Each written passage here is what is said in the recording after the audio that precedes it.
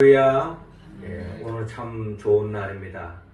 하나님은 오늘 또 우리를 통하여 큰 영광 받기를 원합니다. 우리는 하나님 아버지의 그 마음을 읽고 이 복된 한 주간이 시작되는 이 첫 시간을 주님께로 나와서 우리가 예배를 드리고 있습니다. 영과 진리로 드리는 우리 예배를 통하여 하나님께는 영광이요 우리 모두에게는 하나님의 은혜와 은총이 충만히 임하여서 한 주간 우리 일상 속에서 천국을 침노하고 그 나라의 복을 많은 사람들과 나누며 매일매일 하나님의 나라를 살아가는 우리 모두가 되기를 주의 이름으로 축원합니다. 사람들이 가축을 기르게 된 나름대로의 이유가 있습니다. 소를 기를 때에는 이 소를 통해서 특별히 농부들이 겨울을 지나고 이제 봄을 맞이하면서 묵은 땅을 갈아엎을 때에 농부 혼자의 힘으로 하기엔 너무나도 버거워서 결국 소들의 힘을 빌리기도 합니다.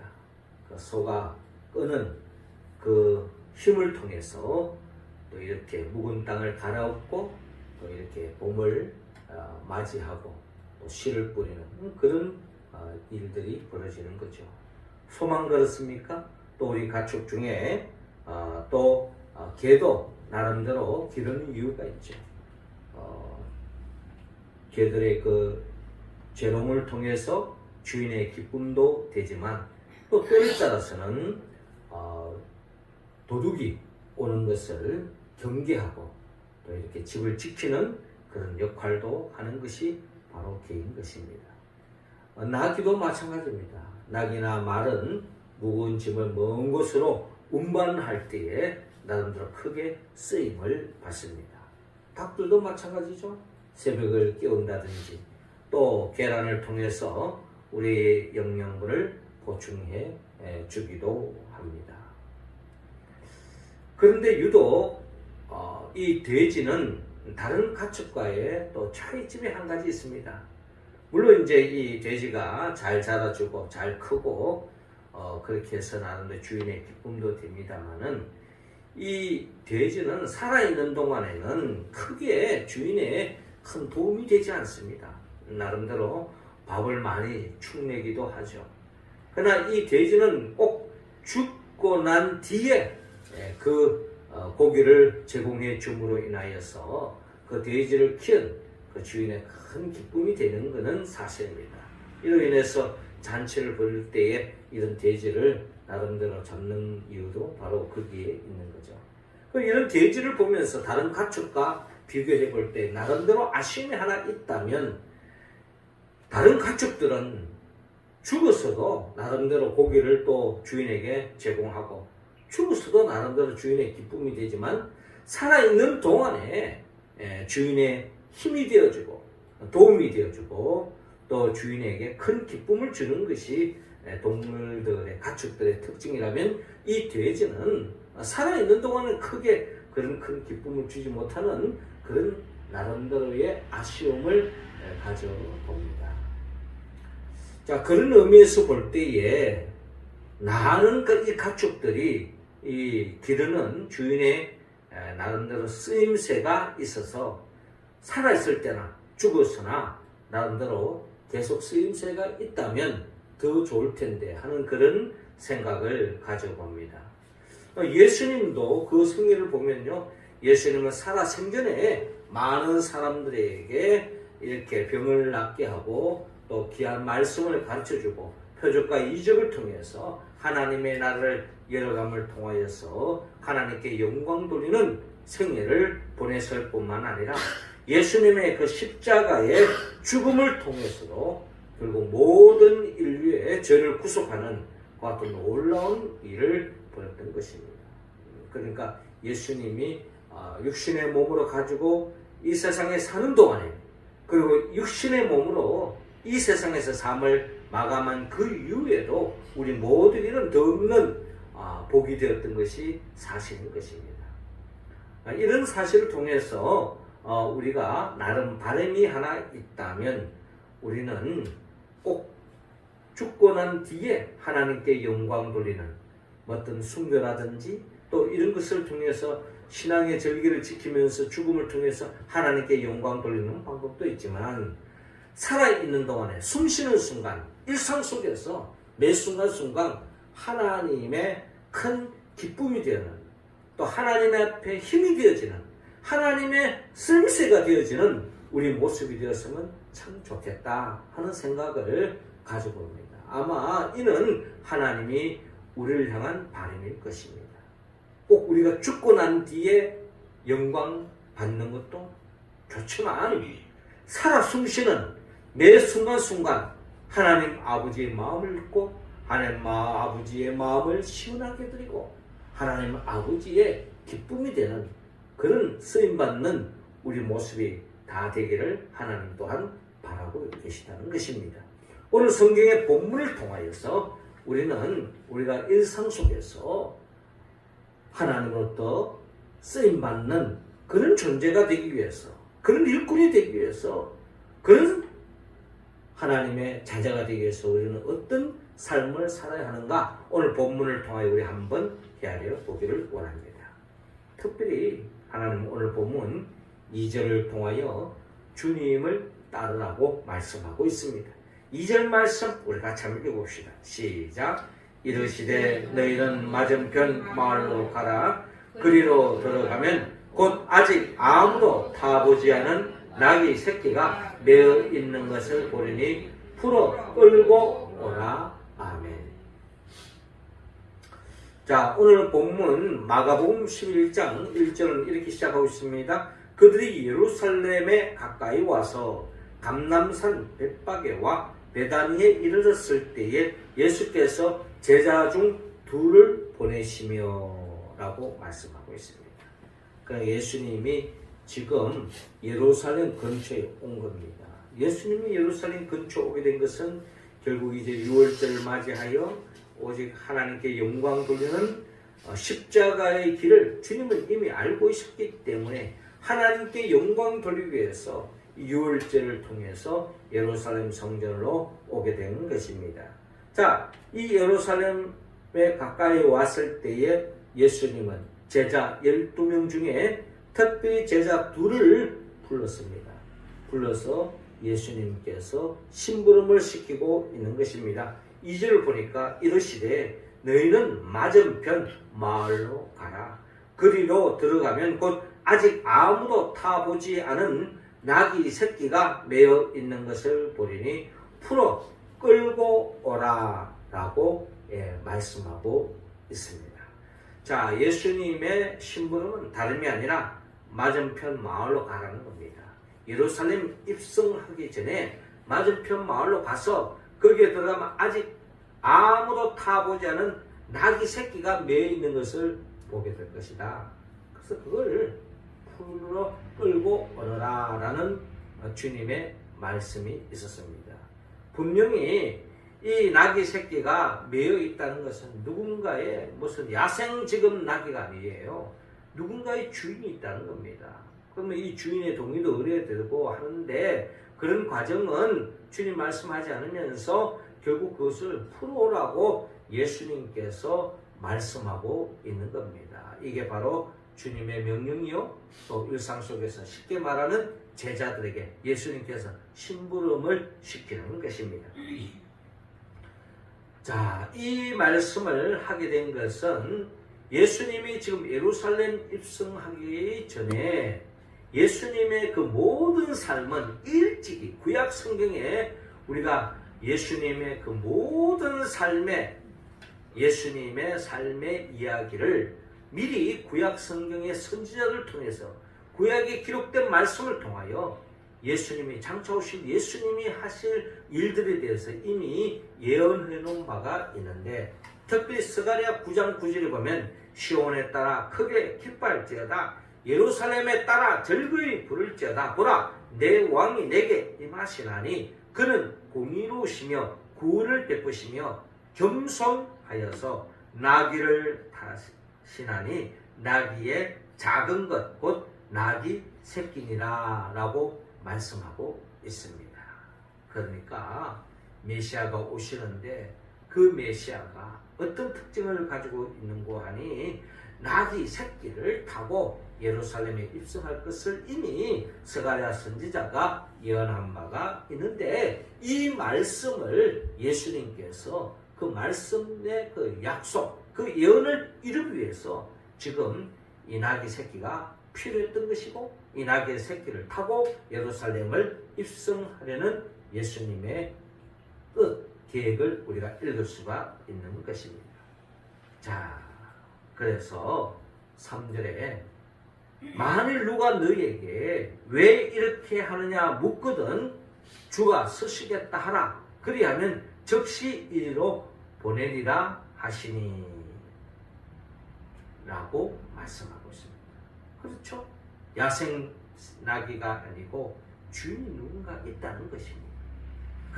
그래서 주인이 이야기할 수도 있는 거고 또 그 주변의 이웃들이 그 왜 멀쩡한 나귀 새끼를 왜 끌고 가느냐라고 물을 수도 있잖아요. 우리가 보통 마을 사람들끼리 또 이웃끼리 또 그렇게 할 수 있는 겁니다. 낯선 사람이 와서 이 나귀 새끼를 끌고 가려고 했을 때에 왜 이렇게 하느냐라고 물을 수 있다는 거예요. 그때에 주님께서 여차여차 이야기하지 말고 주가 서시겠다 하라라고 말씀하라는 것입니다. 자, 이런 과정을 볼 때에 우리가 결과적으로 보면은 주인이 순순히 또 놓아주고 또 가져가라고 또 이렇게 허락되어졌지만 이런 상황이 우리에게 맞닥뜨려졌을 때에 주님의 이 말씀을 그대로 순종하며 따른다는 것은 사실 쉬운 이야기가 아닙니다.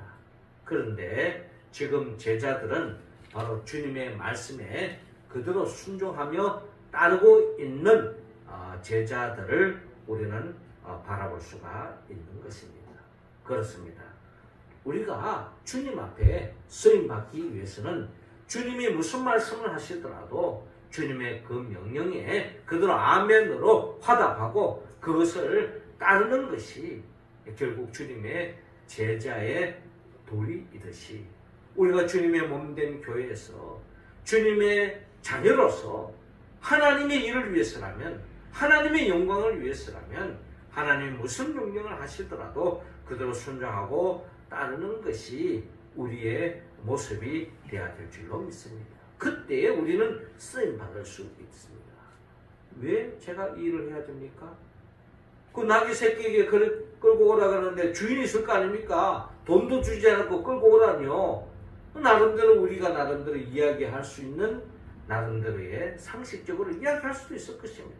그러나 주님은 우리에게 그것을 뛰어넘어 명령하실 때가 있다는 겁니다. 그때 우리는 아멘하고 받아들이고 그것이 때로는 내 상식과 내 판단과는 일치되지 않는다 할지라도 주님의 뜻이라면 그대로 받아들이고 순종하는 우리의 모습이 되어질 때에 우리는 살아생전에 진정 하나님 앞에 쓰임받고 하나님의 기쁨이 될 수 있다는 것이. 그래서 주님은 우리에게 항상 기도하라고 말씀하시면서 기도의 모델을 보여주셨습니다. 그게 뭡니까? 주여 나의 원대로 마옵시고 아버지의 원대로 하옵소서. 이것이 끊임없는 우리의 기도요, 우리의 삶의 철학이요, 우리의 삶의 가치가 되어야 될 줄로 믿습니다. 매 순간순간 하나님 아버지의 뜻대로 하옵소서. 이게 우리의 가져야 할 자세라는 것입니다. 이런 자세를 가지고 살아가는 사람은 진정 죽어서 아니 살아있는 동안에도 하나님의 큰 기쁨이 될 줄로 믿습니다. 우리 모두가 그런 삶을 통하여 하나님께 영광 돌리는 기쁨이 되는 쓰임받는 우리 모두가 되기를 주의 이름으로 축원합니다. 이어 두 번째로 오늘 본문 6절을 통하여 주님께 드리라고 말씀하고 있습니다. 자, 6절 말씀 우리 같이 한번 읽어봅시다. 시작. 제자들이 예수께서 이르신 대로 말하는데 이에 허락하는지라. 아멘. 자, 오늘 본문 4절에 제자들이 가서 본즉 나귀 새끼가 문 앞 거리에 매여 있는지라. 아니, 그 주님 말씀하신 대로 마침 그 마을에 들어갔더니 나귀 새끼가 있는 거예요. 예. 주의 말씀대로 그대로 순종하며 왔는데 마침 또 가니까 막 여기저기 찾는 것이 아니라 마침 문 앞 거리에 매여 있는 것을 보게 된 것입니다. 그래서 주님 말씀하는 대로 그것을 풀었습니다. 마침 거기 서 있는 사람 중 어떤 이들이 이르되 나귀 새끼를 풀어 무엇 하려느냐라고 묻는 것입니다. 아마 그때에 이 제자들이 그렇게 말했겠죠. 주가 서시겠다. 예, 너무나도 일방적인 돌직구적인 표현인지 모르겠지만 이 말이 통하겠느냐? 왜 함부로 가져가느냐? 허락 없이 뭐 이렇게 할 수도 있는데 그 말을 했을 때에 모든 것이 일사천리로 진행되어지는 것을 볼 수가 있는 것입니다. 제자들이 예수께서 이르신 대로 말을 했습니다. 주가 쓰시겠다 하라. 주가 쓰시겠다. 주님이 쓰신단다. 뭐 이렇게 말했겠죠. 그때에 이에 허락하는지라. 아마 그 주인인지 그 주인과 잘 아는 분인지 가족인지 모르겠습니다만 어찌됐든 모든 일들이 일사천리대로 주님 말씀하신 대로 그대로 진행되어지는 과정을 우리는 바라볼 수가 있습니다. 그러니까 이 나귀 새끼의 주인과 그런 모든 주변 사람들이 어떻게 본다면 주님의 뜻에 그대로 순종하고 따르는 그런 과정을 우리가 볼 수가 있습니다. 그러니까 어떻게 본다면 이 나귀 새끼 주인이 어떻게 본다면 희생의 결과다라고 우리는 이야기할 수 있습니다. 그래서 스가랴 선지자의 그 말씀을 이루는 데 있어서 그 스가랴 선지자는 하나님의 뜻을 대언해서 한 예언 아니겠습니까? 그럼 하나님 아버지의 뜻을 이루는 데 그대로 동의하고 동참했다는 겁니다. 거기에는 인간적인 경제적인 손실이 이룰 수 있습니다.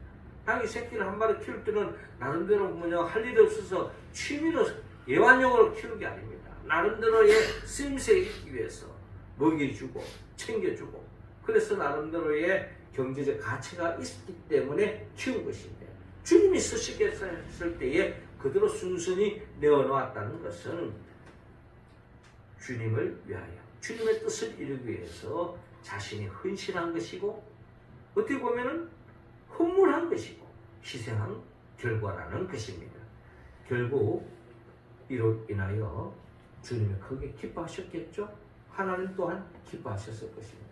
이처럼 이런 나름대로의 누군가가 자기가 희생이 될 것임에도 불구하고 그것을 드리는 그런 사람을 통해서 하나님의 뜻이 하나씩 이루어지는 과정을 오늘 우리는 본문을 통하여 헤아려 볼 수가 있습니다.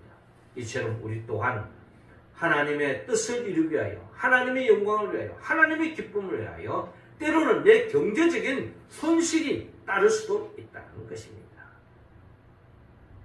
주님의 뜻을 따르는 데 있어서 내가 피곤해질 수가 있어요. 경제적으로 손해볼 수도 있습니다.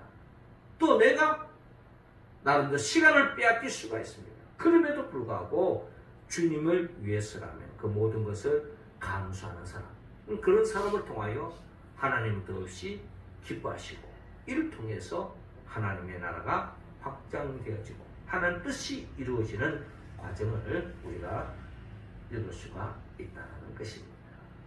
그렇습니다. 주님의 말씀에 그대로 따른다는 것은 결국 드리는 것과 똑같습니다. 나의 희생이 필요하다는 것입니다. 나의 헌신이 필요하다는 것입니다. 예수님의 제자들이 나름 주님을 따라갔을 때는 나름대로 자기의 인생의 계획과 생각과 자기의 나름대로의 플랜을 다 내려놓고 주님을 전적으로 따랐던 거죠. 거기는 엄청난 희생이 있습니다. 쉽게 우리가 일반적으로 예수님의 제자들의 대다수의 직업이 어부 아니었습니까?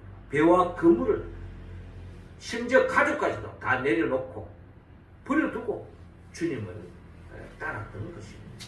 자, 그런데 이들이 나름대로 따르는 데는 나름대로의 이유가 있습니다.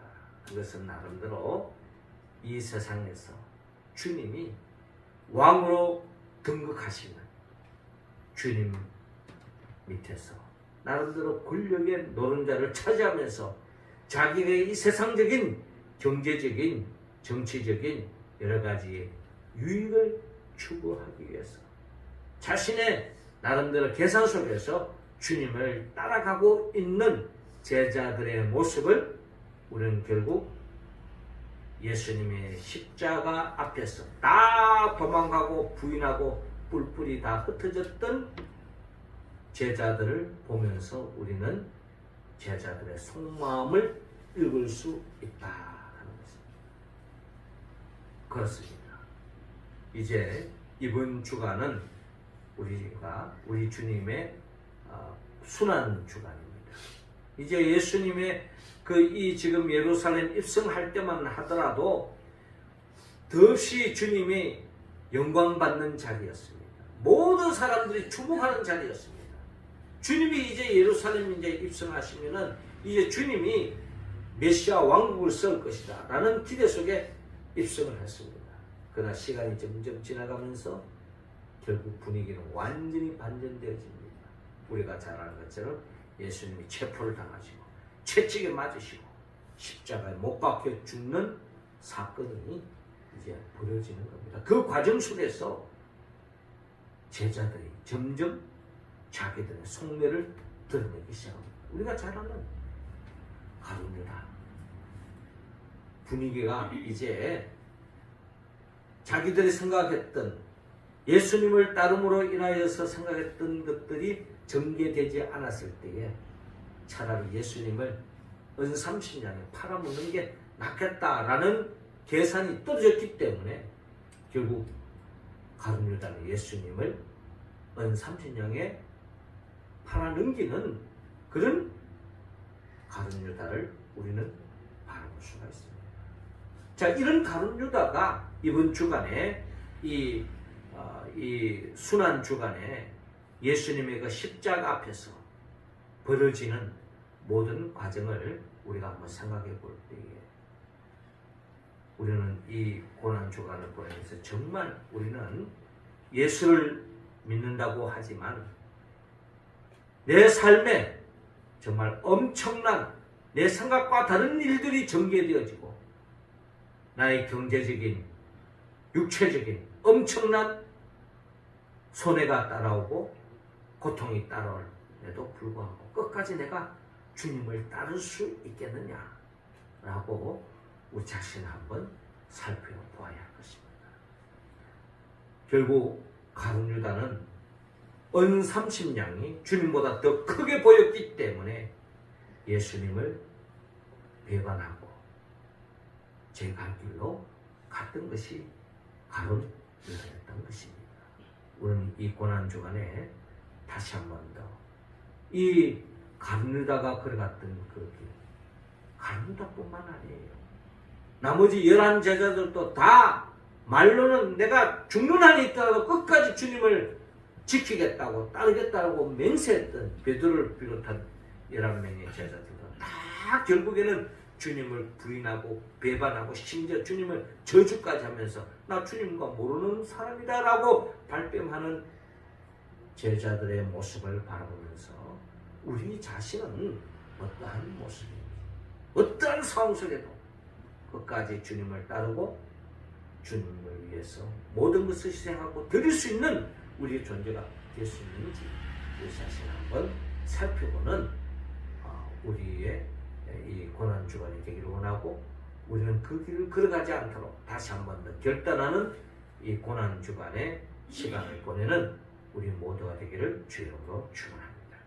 마지막 세 번째로 진정 주님 앞에 쓰임받기 위해서는 오늘 본문 9절을 통해 주님을 높이라고 말씀합니다. 자, 9절 말씀 우리 같이 한번 봅시다. 시작. 앞에서 가고 뒤에서 따르는 자들이 소리 지르되 호산나 찬송하려다 주의 이름으로 오시는 이여. 아멘. 자, 오늘 본문 7절에 나귀 새끼를 예수께로 끌고 와서 자기들의 겉옷을 그 위에 얹어 놓음에 예수께서 타시니. 자, 나귀 새끼의 주인의 희생이 있었습니다. 그리고 더 나아가 제자들도 자기의 겉옷을 벗었어요. 그 나귀 위에다가 얹혀서 주님이 타시도록 그렇게 나름대로의 주님을 위하는 마음을 읽을 수 있습니다. 뿐만 아니라 8절에 많은 사람들이 자기들의 겉옷을 또 다른 이들은 들에서 벤 나뭇가지를 길에 펴며 앞에서 가고 뒤에서 다른 자들이 소리 지르되 호산나 찬송하리로다. 주의 이름으로 오시니요 찬송하리로다. 오는 우리 조상 다윗의 나라여 가장 높은 곳에서 호산나 하더라 라고 기록되어 있습니다.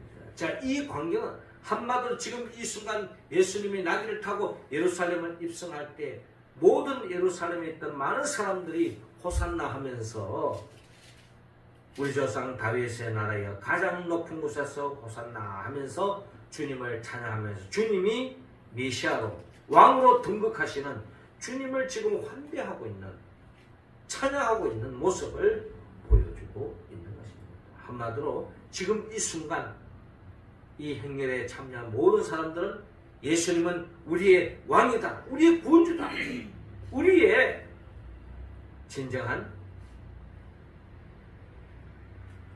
문제 해결자다 라고 하면서 주님이 최고의 환대를 받으면서 예루살렘 입성하고 있는 모습을 오늘 성경은 우리에게 보여주고 있습니다. 이게 바로 오늘 우리가 드리는 종려주일로 드리는 이날에 있었던 사건입니다. 자, 이 말씀을 우리가 오늘 묵상해야 할 이유가 있습니다. 이처럼 예루살렘에 입성할 때의 종려주일에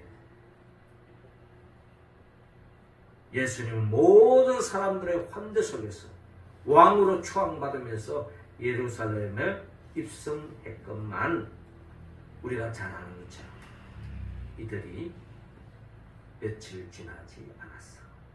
그 예수를 십자가에 못 박아 죽이는 데 다 동참하고 결국 예수님을 십자가에 못 박아 죽이는 데 일심동체가 되었던 그들의 모습을 우리는 성경을 통하여 잘 알 수가 있습니다. 그렇습니다. 우리 또한 지금은 주님 앞에 예배를 드리고 또 지금은 우리가 하나님의 영광을 위하여 주님을 높이고 주님을 찬양하고 주님의 이름으로 말씀 선포하고 주님의 이름으로 헌금하고 예배를 드리고 있지만 상황이 바뀌어서 내가 주님을 인정하고 내가 주님을 따라설 때에 나에게 어려움이 찾아온다면 그 주님을 한순간에 죽이라고 날뛰는 이 예루살렘의 그 백성들의 모습이 남의 이야기가 아니라 우리 자신의 모습이 될 수도 있다 하는 것을 오늘 성경을 통하여 우리는 헤아릴 수가 있는 것입니다. 이스라엘 백성들만 그런 것이 아니라 성경에 나타나는 그 많은 사람들 왜 저런 일을 할까? 왜 저런 식으로 이야기할까? 왜 저런 식으로 행동할까? 하는 그 모습이 사실 남의 이야기가 아니라 우리 자신의 이야기가 될 수 있다는 것입니다. 그러므로 우리는 어떠한 상황 속에서도 주님을 높이고 주님을 찬양하고 주님을 끝까지 따라가는 우리의 모습이 되어야 될 줄 믿습니다. 바라바냐 예수냐 라고 본디오 빌라도가 군중들을 향하여 말했을 때 그들은 다 예수를 풀어달라고 말하지 않고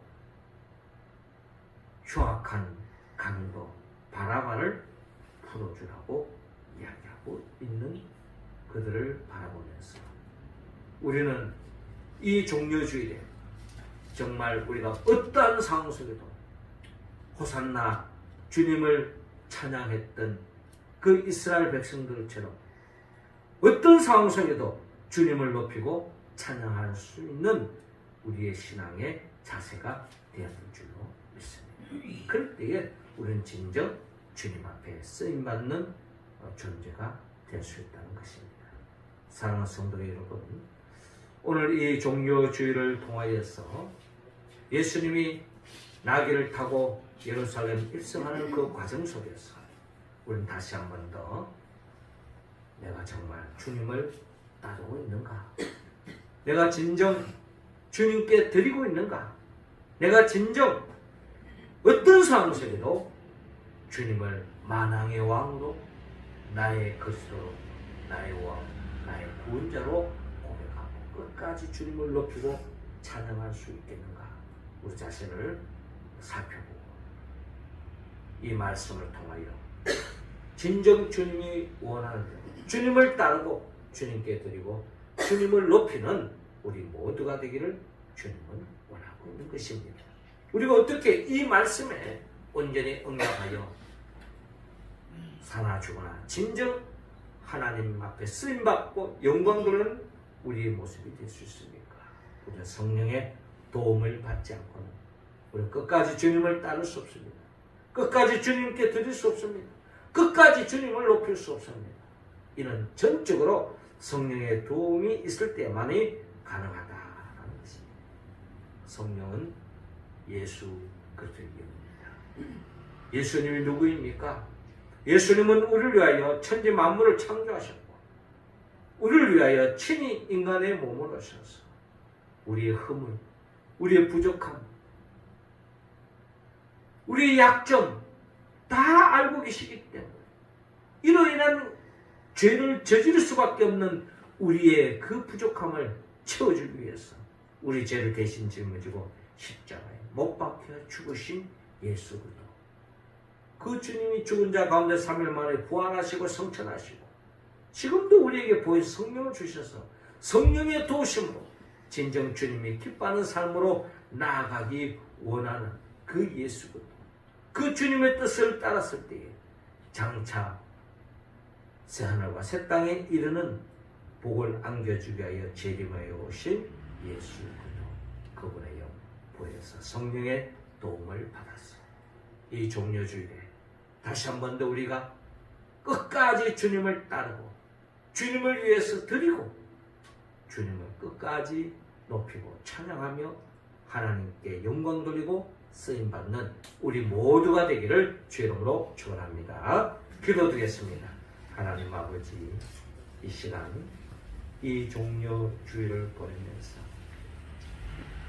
나귀를 타고 예루살렘을 입성하는 주님을 바라보면서 우리 또한 주님을 따르게 하여 주옵소서. 어떠한 손해가 따르지 할지라도 주님께 드리게 하여 주옵시고 또 어떤 상황 속에도 끝까지 주님을 나의 왕으로, 나의 그리스도, 나의 주인으로 높이고 찬양하며 주님을 따라가 진정 주님 앞에 영광 돌리고 쓰임받는 우리 모두가 되게 하여 주옵소서. 예수님의 이름으로 기도드리옵나이다.